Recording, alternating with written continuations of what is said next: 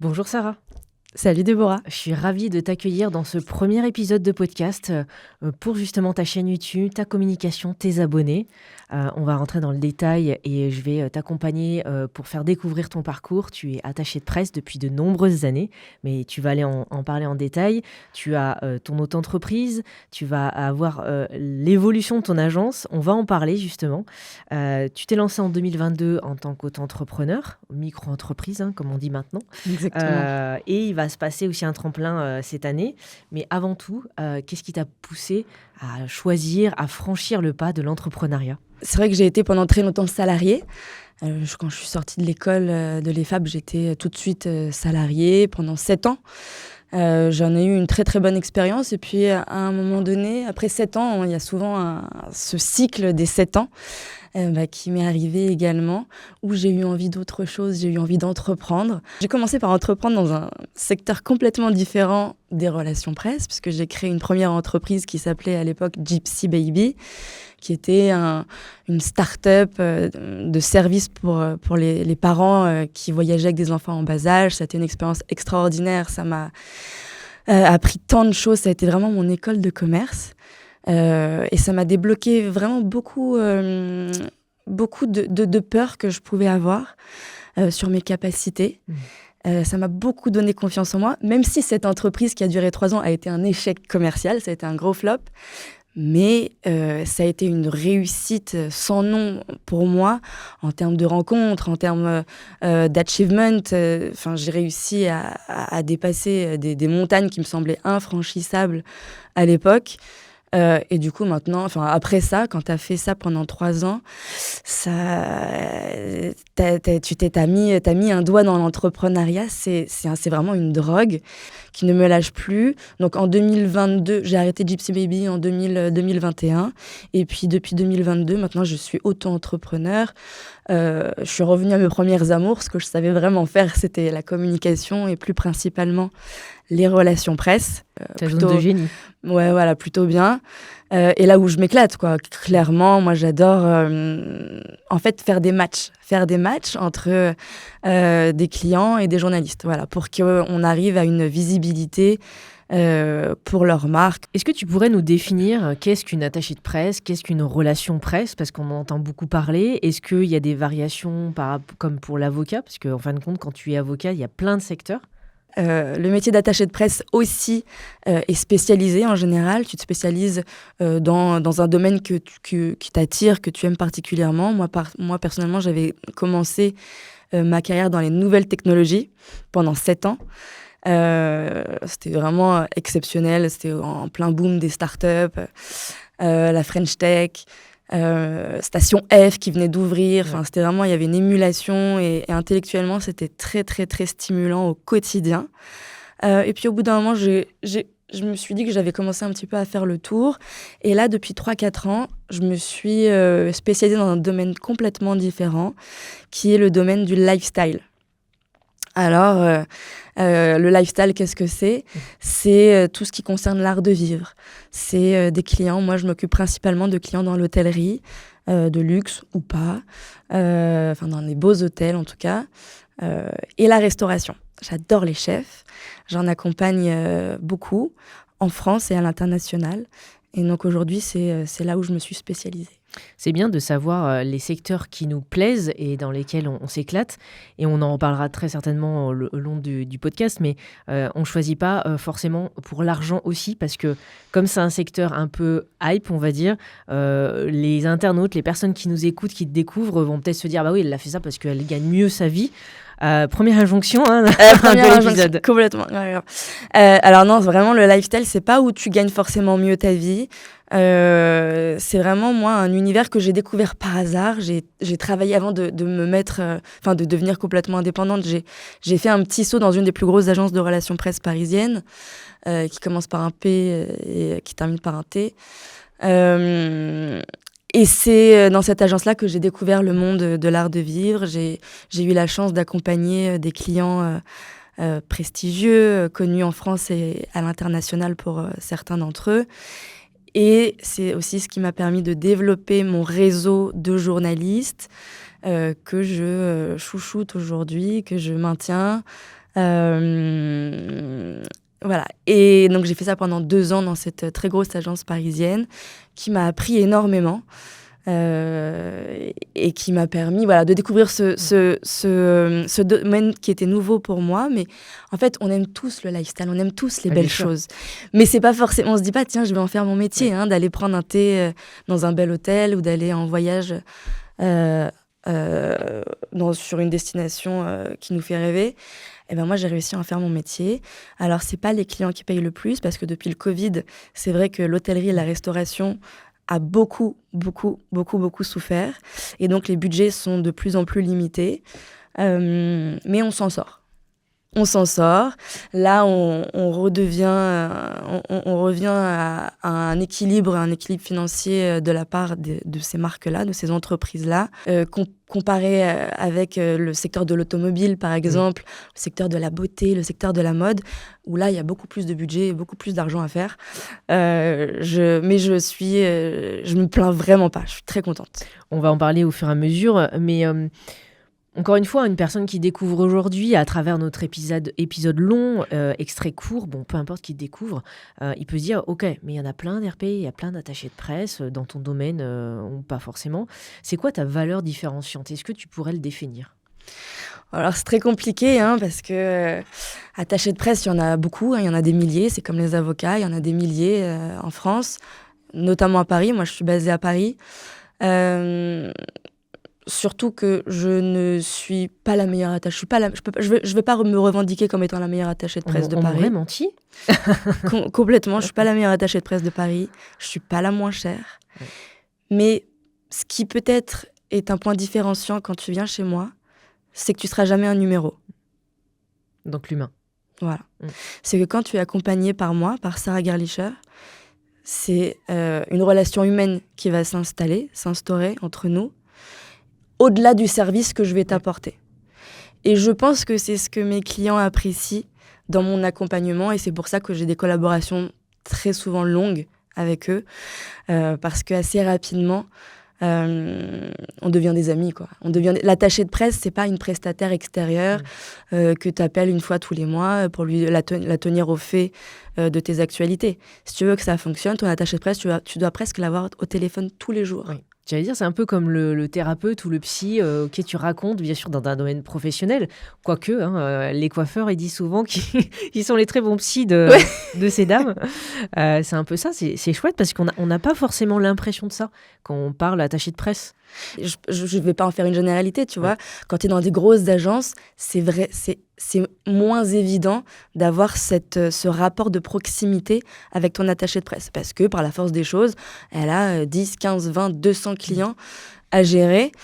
Alors que moi, tu vois, j'ai choisi justement l'entrepreneuriat pour sortir de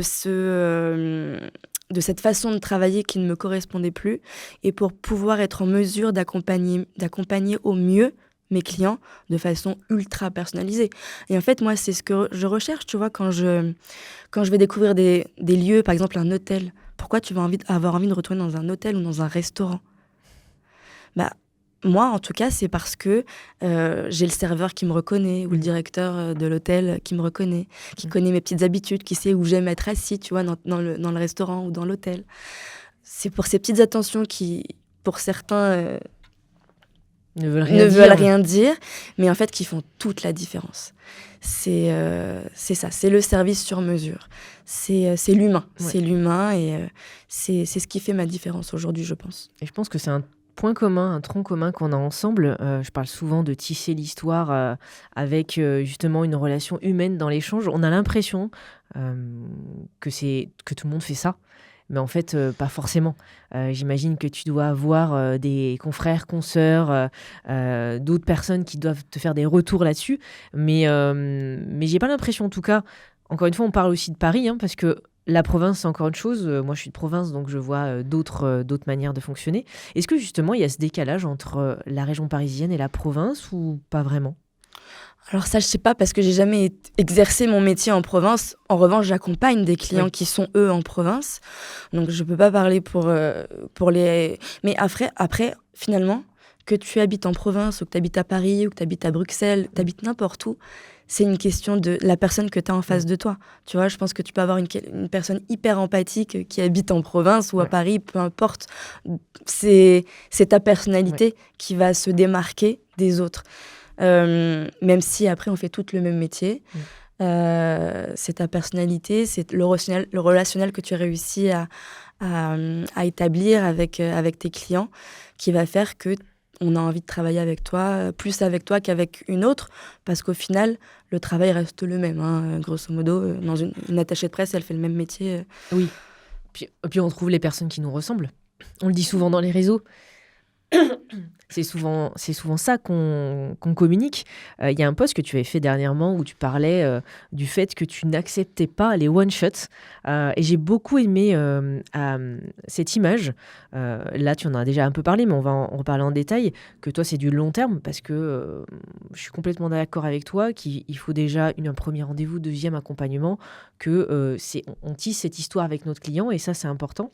Et c'est aussi en opposition, en contradiction avec notre société actuelle où tout va vite, où on surconsomme et sur tous les niveaux, que ce soit l'alimentation, que ce soit les médias, que ce soit les relations presse, mais peut-être dans une relation avec l'autre. Est-ce que tu peux nous en parler ? Pour moi, une campagne de relations presse qui est efficace, elle est sur le long terme. Ça peut pas, le one shot, c'est efficace pour personne, ni pour la marque, ni pour l'attaché de presse. Il y a une frustration qui peut s'installer parce que, en fait, franchement, moi, ce qui m'excite, ce qui me fait me réveiller tous les matins, c'est le fait d'avoir des résultats quotidiens pour mes clients, tu vois. Et sur 1 mois, c'est impossible. Voire même 2, tu vois. Même 2, c'est trop court. Si tu es accompagné par mon agence, les collaborations que je propose, moi, elles sont de minimum 4 mois. Ouais. C'est au bout de 4 mois que tu peux juger si une campagne a été efficace ou non. Pour qu'il y ait un résultat, on est d'accord. Pour arriver au résultat. Parce qu'en fait, avant d'arriver au résultat, les relations presse, c'est quoi ? Il faut aussi bien faire la différence entre les relations presse et la publicité. La publicité, tu choisis le média dans lequel tu veux être, tu payes telle ou telle somme, qui sont souvent astronomiques, tu écris ton article, donc c'est toi qui es maître là de ton contenu, et sur l'encart, enfin sur la page de publicité, il y aura écrit contenu sponsorisé. C'est en aucun cas un journaliste qui l'aura écrit, ou alors ça s'appelle du publi-reportage. Tu donnes un texte à un journaliste qui va lui après l'écrire avec sa plume, mais il l'aura. C'est pas un travail journalistique en fait, tu vois. Pour terminer ce travail de publicité, tu as une garantie de parution. Voilà, tu es sûr, voilà, tu seras dans le challenge, tu auras payé 17 000 € ta page de pub, mais tu seras dans le challenge à la date normalement où tu l'auras souhaité. On ne va pas citer de nom, mais je vois très bien les exemples. Voilà. Maintenant, si tu fais appel à une attachée de presse, ça prend plus de temps parce que on est en France et heureusement en France, on a la liberté de la presse qui n'oblige pas les journalistes, qui ne peut pas contraindre un journaliste à écrire sur toi. Okay. Donc, le métier d'attaché de presse, je le compare très souvent au métier d'avocat. Alors, je ne sais pas si c'est parce que mon père est avocat, mais je trouve qu'il y a quand même quelques similarités dans nos métiers respectifs. Dans nos 2 métiers, quand un client vient nous voir, on ne peut jamais lui garantir l'issue de notre travail. Un avocat, il ne pourra pas s'engager au résultat, enfin au jugement qu'aura ton dossier. Oui. Au verdict, ouais. Au verdict final. En revanche, ce sur quoi il va s'impliquer et garantir et te proposer une garantie, c'est sur son implication, c'est sur son expertise, c'est sur les moyens qu'il va mettre en avant pour qu'on réussisse et que vous ayez le résultat escompté, évidemment. Mais en aucun cas, un avocat peut donner des sous à un juge pour que le jugement soit en ta faveur. Les relations presse, c'est un petit peu pareil. On a une obligation de moyens et non de résultats. Et donc, tout est dit, en fait. Ouais. Donc, c'est pour ça que tu vas voir tel ou tel attaché de presse, surtout en fonction de ton relationnel avec elle et de l'écoute qu'elle a de ton projet. Mais en aucun cas, et ça, c'est une question que j'ai tout le temps de la part de prospects, une attachée de presse sérieuse peut te garantir un nombre de parutions dans la presse, ni même une moyenne, même si on a l'habitude et on sait moi, enfin, tu vois, les clients que j'accompagne, je les accompagne parce que je sais qu'il va y avoir du résultat. Oui. Mais dans mon contrat, je ne peux pas te garantir un nombre de résultats, puisque le journaliste, en fonction de l'actualité politique, en fonction d'un tas de paramètres, va pouvoir écrire un article ou non sur toi et dans les délais ou pas que tu souhaites. Tu peux assurer une publication, c'est-à-dire qu'il y a une trace. Tu sais, c'est aussi notre complexité dans le numérique, dans le digital, c'est que des fois, on a du mal à quantifier, en fait. Donc, on peut voir la publication, mais effectivement, l'impact qui est derrière. Tu peux appliquer ça aux campagnes de Google, tu peux appliquer ça au référencement sur les sites, tu peux appliquer ça aux vidéos avec l'interaction que ça va toucher sur le public, c'est la même chose.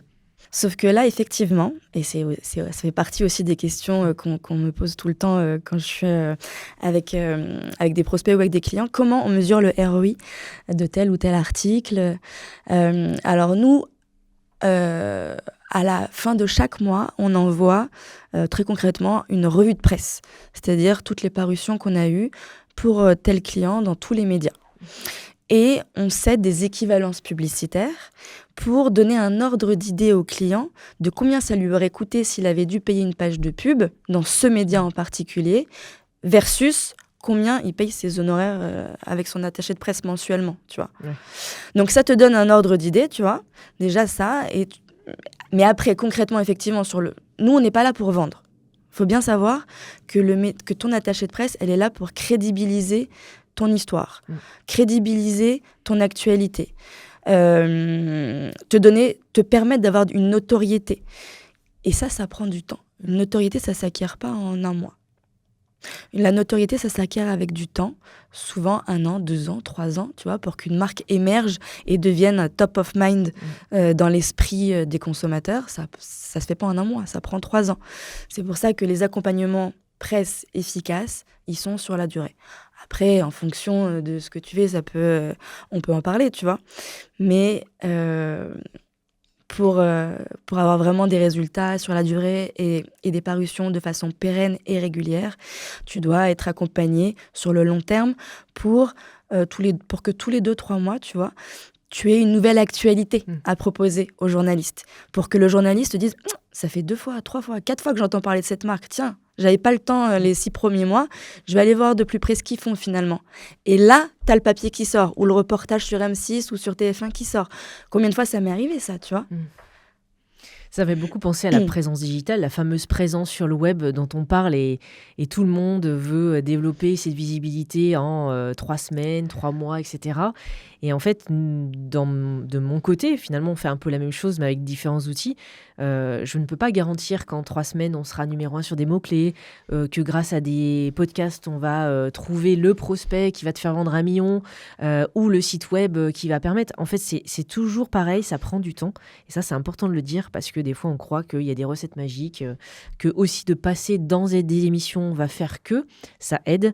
Mais il n'y a pas tout. Il faut construire derrière parce que si effectivement tu n'es pas prêt ou pas prête avant de passer sur ce plateau où c'est cette visibilité qui va te booster, bah, c'est un peu dommage. Toi, tu écris des histoires, tu en as parlé tout à l'heure. Du coup, j'ai envie de te dire, c'est quoi une bonne histoire ? Le storytelling est extrêmement important pour les marques. Il faut savoir raconter son histoire, mais avec authenticité. Raconter des histoires pour raconter des histoires, ça tient pas sur la durée, tu vois. Il faut vraiment que l'histoire, elle tienne debout, qu'elle soit crédible. Souvent, ça passe par les fondateurs. Qui sont les fondateurs ? Qui est derrière cette marque ? Pourquoi ils ont voulu, ils ont eu l'idée ? Pourquoi ils ont voulu s'engager dans cette histoire, dans cette aventure ? C'est ça. Il faut raconter ton histoire avec authenticité toujours et trouver ta singularité. Et c'est ça qui va... Et donc, c'est la bonne histoire, c'est trouver le bon angle, tu vois, qui va intéresser les journalistes. Essayer de sortir aussi de tout ce qu'on a l'habitude d'entendre, de voir, pour titiller la curiosité des journalistes, avoir envie d'en savoir plus. Aussi, être... rouler avec son époque. Ce que je veux dire, c'est il faut être dans l'air du temps, tu vois. Il faut pas être trop en avance ni en retard. Donc il faut que tu sois là au bon moment, au bon endroit, que tu parles avec authenticité, avec ton cœur et que ton actualité soit intéressante, tu vois, pour réunir. C'est comme une recette, en fait. C'est comme une recette de cuisine. Il faut réunir il y a beaucoup d'ingrédients à réunir avant de se lancer et d'avoir une présence tant sur la presse print que sur le digital, que sur les réseaux sociaux. Il faut arriver à une cohérence, à une vraie cohérence béton pour exploser. Est-ce que tu pourrais nous parler justement de personnes qui sont venues, qui avaient zéro storytelling, zéro histoire à raconter, vraiment le témoignage le plus compliqué, sans citer bien sûr la personne, et au contraire, une personne qui est arrivée et tu t'es dit, mais en fait, il y a déjà presque tout qui est fait, quoi. Tu vois, un peu les deux opposés pour illustrer ce que tu dis. Par exemple, je pense tout de suite à Tableau Paris, qui a été créé par Tom Tarsigel, que j'ai rencontré il y a 2-3 ans, 2 ans et demi. On a déjeuné ensemble. En fait, moi, je le suivais déjà sur les réseaux sociaux. Tableau Paris, pour remettre dans le contexte, c'est un fromager, c'est un traiteur. C'est un traiteur qui fait des tablés, qui utilise le glazing. Le glazing, c'est l'art de décorer des tables de façon absolument, de sublimer une table avec des fleurs mais surtout avec des produits comestibles, quoi, avec des plateaux de fromage, des plateaux de fruits. Et quand on s'est rencontrés, moi, j'adorais déjà ce que je voyais sur les réseaux sociaux. Et il voulait développer sa visibilité en termes de relations presse. Bon, déjà, ça a matché entre nous direct. On a passé 2 heures, on n'a pas vu le temps passer. J'ai adoré mon déjeuner avec lui. C'est un mec d'une humilité. Et souvent, tu vois, c'est ce que je retrouve chez les gens les plus talentueux. C'est l'humilité et la générosité. Ouais. Ça, c'est vraiment les 2 qualités, moi, qui me touchent et que je retrouve chez les gens les plus talentueux. Que j'ai pu accompagner ou pas, mais qui me touche particulièrement. Et Tom, tu vois, c'était un petit peu compliqué, l'air de rien, de l'accompagner dans ses relations presse, parce que il n'avait pas de restaurant, il n'avait pas un hôtel, il n'avait pas un lieu physique. Au début, maintenant, il a ouvert sa boutique là depuis 1 an, qui est absolument canon, à Opéra, je crois. Mais quand on a commencé, il faisait beaucoup de pop-up, tu vois, des pop-up éphémères. Et en fait, lui, tu vois, pour le coup, il avait vraiment tous les ingrédients. Il avait la bonne gueule, il avait l'histoire. 26 ans, il avait déjà, avant qu'on travaille ensemble, il connaissait déjà un grand succès professionnel. Il avait collaboré avec les marques les plus prestigieuses françaises, et même du CAC 40, tu vois. Et en fait, ça a été un énorme succès en termes de relations presse. On a eu de très beaux papiers, on a eu la radio, on a eu toute la presse print et digitale. Ça a été une expérience trop, trop cool de bosser avec lui. Et je ne regrette absolument pas. Ça, c'est important. C'est chouette. Tu vois, au-delà de l'aspect financier, parce qu'on travaille aussi en partie pour avoir de l'argent et pour faire autre chose de l'argent, puisque c'est un vecteur, j'aime bien dire cette image-là. C'est aussi une rencontre qui était chère à ton cœur, tu vois, donc tu t'en souviens encore après. Notre échange aujourd'hui, quand tu croises une personne, pour ça que toute ton histoire, moi, me fait sens et j'aime beaucoup. Et en fait, il n'y a pas de hasard qu'on se rencontre, parce que c'est pareil, j'aime pas le one-shot, mais même dans la vie, le temps de déjà découvrir une personne, quelle que soit la finalité finalement, il faut du temps, il faut construire, il faut s'y intéresser. Parce que quand tu viens vers moi, il faut quand même que tu sois déjà arrivé à un stade où on peut commencer à travailler assez rapidement. Et si l'histoire n'est pas là, si t'as pas de site, si t'as pas de compte Instagram, si t'as pas encore... s'il y a trop d'éléments, si le marketing... Parce que la partie marketing... C'est pas ton job non plus. Voilà, c'est important. Exactement. Souvent, on confond, même si on travaille main dans la main avec les équipes marketing de nos clients, on a besoin de leurs ressources, mais l'équipe marketing, elle doit, réfléchir à toute cette stratégie d'actualité, d'action à mettre en place sur les 12 mois à venir. Moi, la plupart de mes clients, ils ont une équipe marketing en interne qui les aide sur tout le développement stratégique marketing. Sans ça, on ne peut pas travailler au doigt mouillé, c'est trop compliqué. Et moi, je n'ai pas le temps de t'accompagner dans toute la stratégie marketing de ta marque. C'est quelque chose qui doit avoir été identifié, réfléchi et que tu aies déjà des bases pour penser à être accompagné par un attaché de presse. C'est important de le dire parce que souvent, selon les compétences et disciplines, les personnes viennent un peu comme un effet un peu pansement magique. Et tout à l'heure, tu le disais, hein, tu vas pas garantir qu'il y ait tant de vues, tant de visibilité, etc. Mais effectivement, je savais pas, enfin, tu vois, moi j'en connais plein d'RP dans plein de domaines, d'expertise, mais c'est important de le redire parce que certains pensent qu'ils vont créer toute la communication avec toi. Ben non. Et non. En fait, voilà, c'est exactement ça. Il n'y a pas de recette magique. Ouais. C'est-à-dire que les gens que j'ai accompagnés au tout début, tu vois, je pense à une ou deux que j'ai pu accompagner au tout début quand j'ai lancé mon agence parce que j'ai eu des coups de cœur pour eux.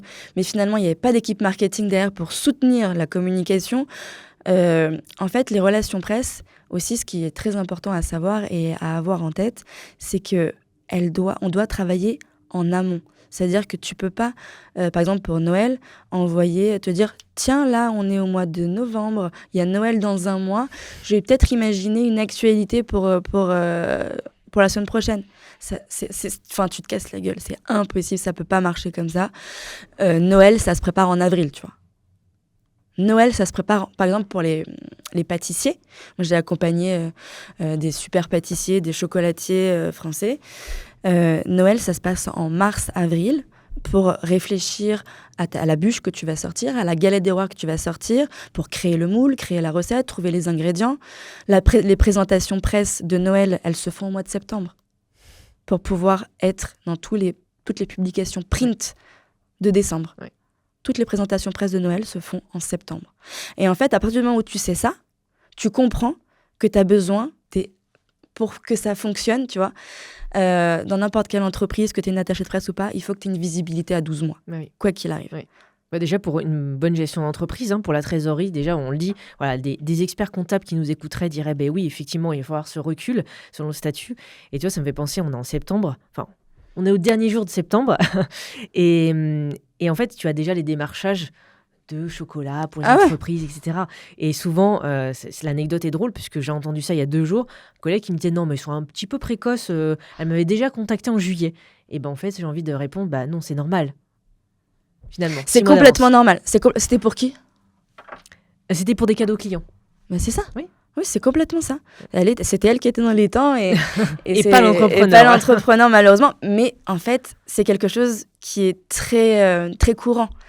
Et je pense que c'est important d'appuyer sur cette douleur. Enfin, si c'en est une, mais c'est pas une douleur, mais c'est une notion à connaître, quoi. Si tu veux communiquer efficacement, il faut que tu aies minimum 6 mois, que tu as un horizon long-termiste, à 6 mois minimum. Sinon, tu vas faire... ça sera trop... comment dire, c'est quoi le mot ? Ça sera pas pro, quoi. Ça sera pas professionnel, ça sera fait de façon... Ça sera fait à l'arrache, quoi. J'attendais que tu le dises. Ça sera fait à l'arrache, et tout ce qui est fait à l'arrache, c'est pas quali, quoi. C'est comme pour la communication, c'est comme pour le référencement, c'est comme pour tout. C'est comme pour une tendance alimentaire. J'aime mieux dire tendance que régime alimentaire parce que c'est un peu moins négatif. Mais c'est toujours pareil. On est en plein dans l'actu de l'Everest, hein, pour pas citer le youtubeur qui le fait. Ça aussi, ça demande du travail. Est-ce que tu peux nous parler ou nous dire 3 injonctions le plus entendues sur tes offres, ton accompagnement ? Alors oui. J'ai des injonctions, évidemment, j'en ai plein. Mais s'il y en avait 3 à retenir, la première, c'est tu te gaves, t'es trop cher. Je te jure, j'ai eu ce retour. Alors, si je peux prendre quelques minutes sur cet exemple en particulier, ça partait d'un super retour, tu vois, c'est un ancien client qui revenait, qui m'a envoyé un message cette semaine, qui me dit « Ouais, j'ai besoin de refaire des RP, est-ce que tu as du temps pour m'accompagner sur les prochains mois ?» Moi, j'étais trop contente, tu peux pas savoir que je suis rentrée à la maison, j'en ai parlé avec Ben, mon mec, j'ai un ancien client qui est revenu vers moi, ça c'est vraiment la plus belle des récompenses que je puisse avoir. Et on s'est appelé. Je fais oui, avec plaisir, j'ai du temps et j'aimerais trop continuer à bosser avec toi. Et quand est venu le moment de me dire ok, envoie-moi un contrat et rappelle-moi tes honoraires en fait. Alors je lui ai dit mes honoraires. Elle m'a fait ouais, mais tu te gaves en fait. Ouais. C'est fou parce qu'il avait déjà travaillé avec toi. Ouais, mais quand on a commencé, j'étais pas au même tarif. D'accord, ok. Quand j'ai commencé en 2022, personne me connaît. Enfin, de toute façon. Et oui. Je pratiquais pas les mêmes tarifs. Et tu lui as expliqué ? Je lui ai expliqué. Je lui ai expliqué, mais du coup, voilà, il m'a dit, voilà, au vu de tes nouveaux tarifs, je peux pas suivre, quoi. C'est compliqué, hein, cette notion de l'entrepreneur. Quand on débute, on est forcément en dessous du prix parce qu'on démarre, on veut prendre des prospects, on veut signer tout de suite. Et après, quand le client revient, pour te donner mon expérience sur 15 ans, c'est compliqué à justifier. C'est très compliqué. Si la personne en face est entrepreneur et peut comprendre et a évolué, en fait, effectivement, il y a une sorte de négociation qui se passe et ça se passe bien. Mais ok, donc première injonction. Première injonction, ouais, c'est celle où les honoraires sont très chers. Ce que je comprends, hein, c'est pas évident. Les honoraires des attachés de presse, elles sont justifiées parce que on passe, entre les parutions qui tombent et le temps qu'on passe à courtiser, à plaider en votre faveur auprès des journalistes, auprès des différents journalistes français, c'est un temps mais énorme. D'ailleurs, tu es rémunéré comment? Parce que c'est une question qui me vient. Je sais un peu l'envers du décor, mais peut-être des personnes se posent la question. Alors moi, quand j'établis un contrat avec un nouveau client, c'est sur la base d'une mission de 6 mois ou d'1 an, et je suis payée mensuellement sur la base d'honoraires. Et mensuel. Les tarifs varient en fonction des secteurs des personnes ou... Ça varie en fonction de ton expertise, de ton expertise. Ok. Moi, ça fait 15 ans que je fais ça maintenant. Oui. Donc, voilà, d'où mes honoraires puis élevés. Dont ton choix de secteur d'activité aussi. Deuxième injonction, attaché de presse, c'est vraiment un métier paillette. Vous êtes tout le temps au restaurant, vous êtes tout le temps en voyage. Oui, ton système digestif. Tu parles, ça c'est ce qu'on veut montrer. Hein. C'est la magie des réseaux sociaux, c'est ce que les gens croient. Alors oui, on va régulièrement au restaurant, dans les restaurants de nos clients la plupart du temps, avec des journalistes et pas avec nos potes. On va dans des beaux hôtels aussi avec des journalistes pour faire des voyages de presse, ça s'appelle. Mais avant d'arriver à ces moments-là qu'on aime partager sur les réseaux sociaux, parce que oui, on est dans des jolis endroits, on mange des plats, des beaux plats. Il y a un travail monstrueux qui est fait en amont pour communiquer autour de ces différents clients et donner envie justement aux journalistes de venir dans ces établissements et de partager un moment ensemble. Donc entre ce qu'on voit sur les réseaux sociaux et tout l'envers du décor, il y a l'Everest. C'est important de le dire, il y a beaucoup d'entrepreneurs qui ont fait un peu des coups de gueule récemment et c'est important que tu le dises et moi je le reprécise parce qu'on peut croire qu'on a une vie de rêve, qu'on gagne beaucoup d'argent, qu'on voyage dans le monde entier, on en discutait en préparation de l'interview et en fait pas du tout, il y a très souvent 80% voire 90% de travail derrière. Une photographie, une vidéo comme aujourd'hui, c'est un instant. Mais derrière, il y a une journée de travail. Exactement. Il y a des journées de travail intenses, etc., etc. Donc, c'est important de le dire que rien ne se fait facilement. À l'ère de l'IA, ça fait déjà beaucoup d'années, mais avec cette fausse impression que tout peut se faire facilement en quelques secondes. Et les plus jeunes générations, parce qu'on est de la même période, pensent que tout se fait facilement, mais c'est pas si facile que ça. Exactement. Et je te rejoins complètement là-dessus, et c'est très important de le préciser. Moi, quand tu vois, là, j'ai fait beaucoup d'entretiens avec des alternants. Oui. Pour embaucher, pour faire grossir, pour venir rejoindre l'équipe. Et quand je fais mes entretiens, j'appuie vraiment sur le fait que le métier d'attaché de presse, notamment dans le lifestyle, mon secteur, c'est pas que ce qu'ils voient sur les réseaux sociaux, ce que j'aime bien mettre, ce que j'aime partager, tu vois. Oui. Mais il y a beaucoup de travail aussi en amont, de préparation, de stratégie, au bureau, derrière un ordinateur, avec ton téléphone. Et donc ça, c'est très, très, très, très, très important de le rappeler pour qu'il n'y ait pas une sorte de déception, tu vois, quand après les équipes te rejoignent et qu'ils se disent « finalement, je vais pas au restaurant tous les jours, finalement, je voyage pas tout le temps ». Non, c'est vraiment pas que ça, quoi. Et la dernière injonction, il y en aura plein, mais la troisième? C'est soit t'es trop luxe, soit t'es pas assez luxe.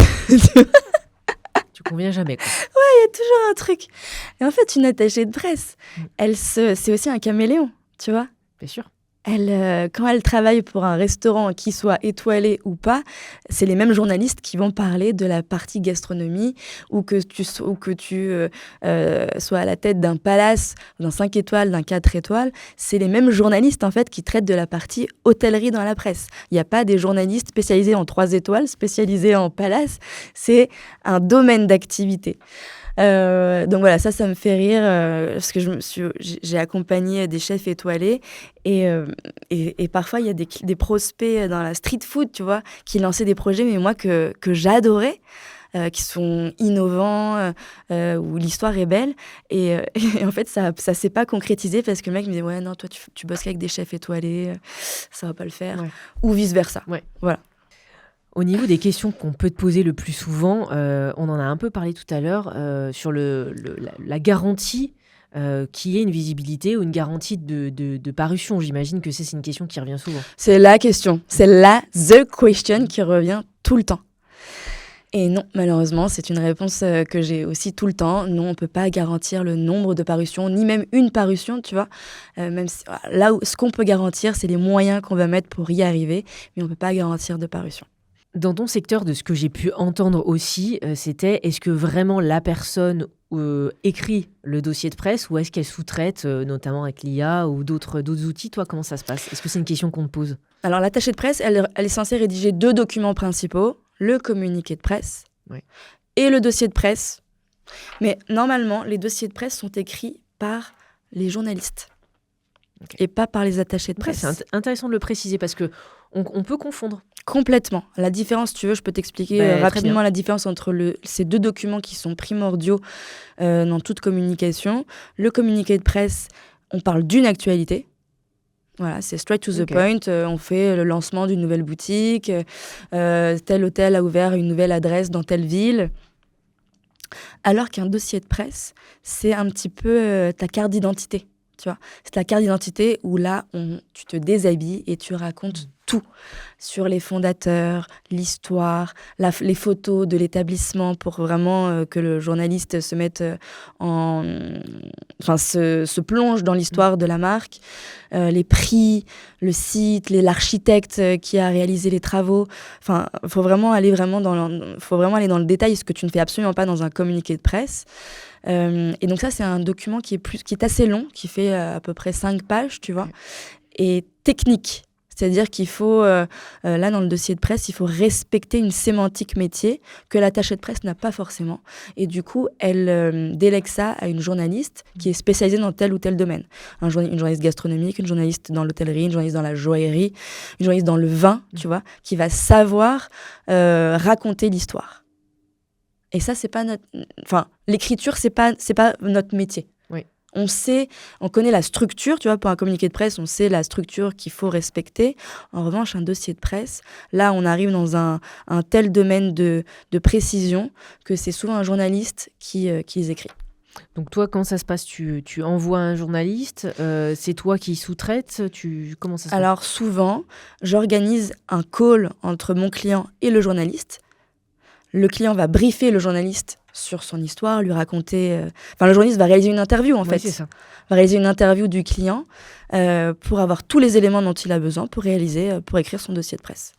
Il y a aussi une question que moi j'avais entendue par rapport à une RP justement en province, c'était est-ce qu'il fallait vraiment anticiper mon communiqué ou mon dossier de presse? Tout à l'heure, tu en as parlé, qu'il fallait s'y prendre à l'avance. Est-ce que c'est une question qui vient souvent? Alors, justement, pas assez souvent. Pas assez souvent, et c'est ce dont on parlait tout à l'heure, il faut s'y prendre à l'avance. Un communiqué de presse qui concerne Noël doit être envoyé au mois de fin juillet, voire début septembre maximum. Il faut avoir 3 mois en fait de délai entre l'actu que tu envoies et le moment où l'actualité arrive. Est-ce qu'il y a d'autres questions qu'on te pose régulièrement et qui t'agacent et que tu voudrais nous dire? Non, qui m'agace, non, parce que le métier d'attaché de presse, c'est un métier très peu connu, et donc c'est normal qu'il y ait ces questions qui reviennent tout le temps, et que les gens se posent des questions sur notre métier de l'ombre. Ou peut-être tout simplement une personne qui dit « vous êtes journaliste en fait ». Ah oui. Ça, tu vois, là, spontanément, c'est toutes des choses qu'on m'a déjà dit Pourtant, c'est pas mon métier. Hein. Et je me dis, tiens. Bah oui, il y a une confusion dans l'esprit de beaucoup de gens. Attaché de presse, t'es journaliste, tu passes à la télé, tu fais du marketing. Bah non, pas vraiment, tu vois. C'est vraiment une spécialité dans le monde de la communication, en fait. Mais bon, il faut répéter et éduquer les gens sur ce métier qui est important, qui aide beaucoup de marques, même les plus connues. Mais c'est un métier qui reste quand même très important dans la vie et dans la communication et dans l'image. D'où l'importance d'avoir aussi un bon pitch, une bonne présentation, notamment dans les réseaux. Et ce qui me rassure, c'est que des fois, tu vois, même au bout de 15 ans d'entrepreneuriat, des fois, je me dis, bah tiens, me présenter dans tel réseau, parce qu'en fonction du public qu'on a, on se présente différemment, enfin pas de la même façon. Ce qui me rassure, c'est que toi aussi, tu as des fois des complexités, parce que tu as beau te dire un titre, mais on est plus qu'un titre. Hein. D'ailleurs, quand tu communiques sur LinkedIn, c'est la même chose. Tu essayes d'expliquer par une actualité, un fait, ton métier, en fin de compte. Ouais, il faut vulgariser. J'essaie de vulgariser le plus possible mon métier, parce que finalement, on ne sauve pas des vies, hein, on n'est que d'attachés de presse. C'est un métier qui paraît que peu de gens connaissent et qui peut sembler très obscur, mais en fait, il est très simple. On est là pour faciliter. En fait, on est des facilitateurs, des passeurs de plats entre une marque et un journaliste. Est-ce que tu aurais des conseils à donner à des jeunes entrepreneurs qui débutent, alors soit dans ton domaine ou en dehors de ton domaine d'expertise ? Ouais, moi, franchement, c'est la curiosité. Ouais. Je pense que quand tu as 20 ans, quand tu sors 20, 22, 23 ans, quand tu sors de l'école, faut être curieux. Faut avoir envie de découvrir le monde. Souvent, aujourd'hui, t'imagines bien qu'à 30 ans, entre ce que tu fais à 23 ans et ce que tu vas faire à 30 ans, et ce que tu feras à 40 ans, ça sera pas forcément le même métier. Et ça, je trouve que c'est une richesse immense, ce que nos parents n'ont pas forcément connu, tu vois. Mais nous, en tout cas, à partir déjà de notre génération, les quarantenaires, on connaît ce nouveau mode de vie où on a 1000 vies en une, et je trouve que c'est génial. Donc ouais, si je pouvais donner un conseil à un jeune aujourd'hui, en fait j'en ai 2.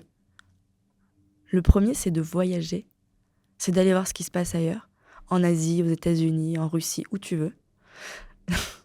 Et le deuxième, c'est d'être curieux. C'est d'être curieux, d'aller en agence, d'aller chez l'annonceur pour voir comment ça se passe et voir ce qui te plaît plus. Et peut-être qu'il n'y en a aucun des deux qui va te plaire et que tu te dis, mais en fait, j'ai une idée de boîte. J'ai une idée de boîte. Je veux pas être salarié. Je sais que j'ai compris que je voulais pas être salarié. J'ai envie de créer mon projet.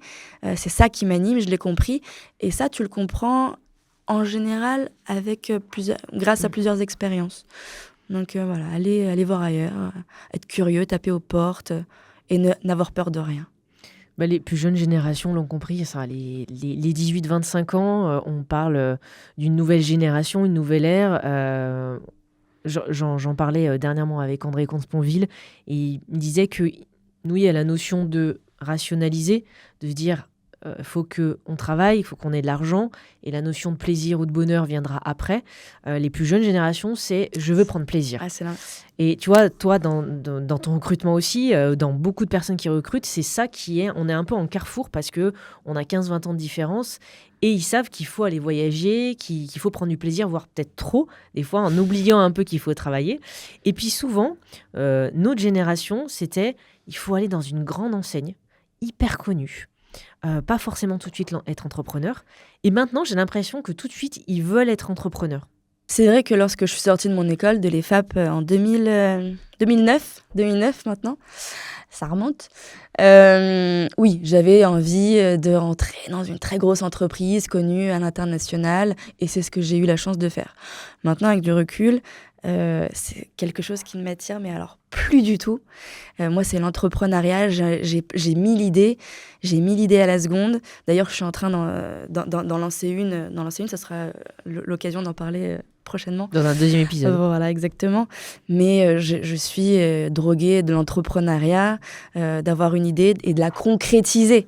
C'est ça, moi, qui m'anime aujourd'hui. Donc voilà, j'invite les jeunes à être curieux, d'aller en grande entreprise, en agence, et pourquoi pas de monter un projet entrepreneurial aussi pour voir si ça les anime.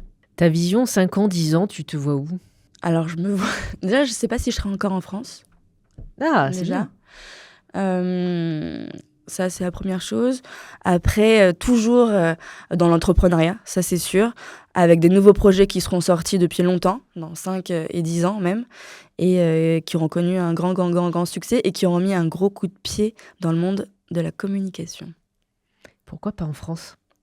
Alors moi, j'adore la France. Je suis née en France, j'ai été à l'école en France. J'aime tout dans la France. Sauf certaines choses. J'adore la gastronomie que tu retrouves nulle part ailleurs, l'architecture, la culture. Mais j'ai besoin de la mer. J'ai envie de me rapprocher de la mer.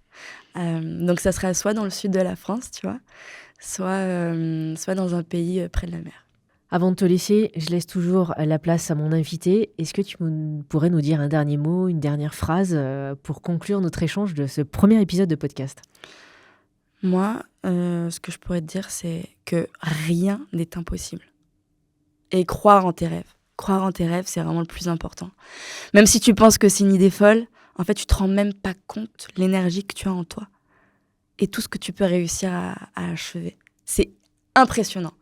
Donc, ouais, rien n'est impossible. Go girl, go guy, go for it. Tu vas y arriver.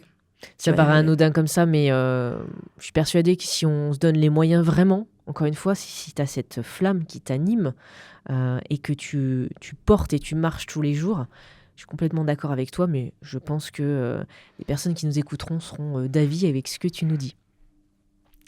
Merci pour cet échange, Sarah. Merci beaucoup, Déborah. Et peut-être très certainement un deuxième épisode où on découvrira encore plus l'envers du décor ou encore plus d'injonctions ou de coups de gueule de ton métier d'RP. Et on invite aussi tes abonnés à réagir, à poser des questions, parce qu'en fait, c'est ça qui va nous permettre d'avoir de la matière pour faire un deuxième épisode. Complètement. Et à très bientôt. À très vite.